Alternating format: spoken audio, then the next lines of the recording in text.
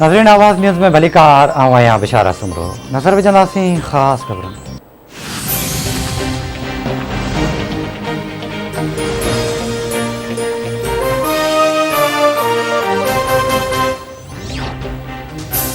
नए पाकिस्तान जो मतलब महांगाई गुरबत ऐं बेरोज़गारी आहे। अवाम महांगाई जो सुनामी में बुॾी रहियो आहे ऐं हीअ चवनि था त पाकिस्तान तरक़ी करे पियो। इमरान ख़ान अकेले सिर्फ़ फ़ैसिला करे मुल्क खे तबाही जे किनारे ते पहुचाए छॾियो आहे। बिजली ऐं गैस जी सूरत में अवाम ते बार विधो पियो। IMF जो बार आम माण्हू नथो खणी सघे। मईशत ते मौजूदा हुकूमत मोहनजारे जो शिकार आहे। PP चेयरमैन बिलावल भुट्टो ज़रदारी जो क़ौमी असेंबली में ख़िताब।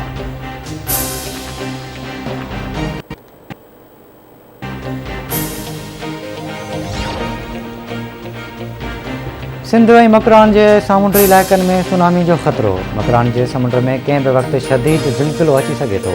माहिरनि ख़बरदार करे छॾियो।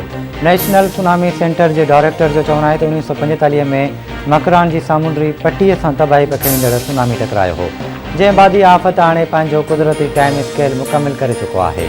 मकरान जे समुंड में मौजूदु सबइल्क्शन ज़ोन काफ़ी सरगर्म आहे ऐं शिदत पखिड़े रहियो आहे। ज़ोन जी हिसत समुंड जे एटम बम जी आहे, जेको कंहिं बि वक़्तु फाटी सघे थो। अरबी समुंड में सुनामी अचण सां गवादर मकरान जा सामुंडी इलाइक़ा मुतासिर थी सघनि था। इहा आफ़त कराची खे बि मुतासिर करे सघे थी।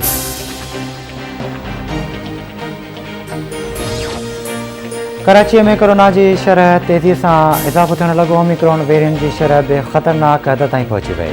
सिहत खाते मूजिबि शहर में कोरोना जे हकारी केसिस जी शरह 20.22% थी वई। ओमिक्रॉन वेरिएंट केसिस जी शरह 95% खां वधीक रही। गुज़िरियल 24 कलाकनि दौरान लाहौर में कोरोना जी शरह 70%, रावलपिंडी में 4 ऐं इस्लामाबाद में कोरोना जी शरह 4.5% रही।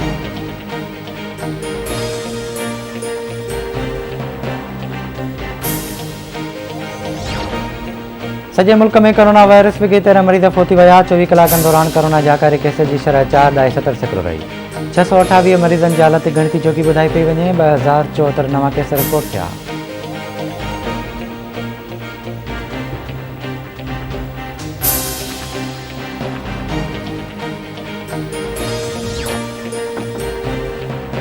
National electric power regulatory authority के इलेक्ट्रिक जे सनअती वापीदारनि खे सस्ती बिजली पैकेज में वाध जी मंज़ूरी ॾेई छॾी।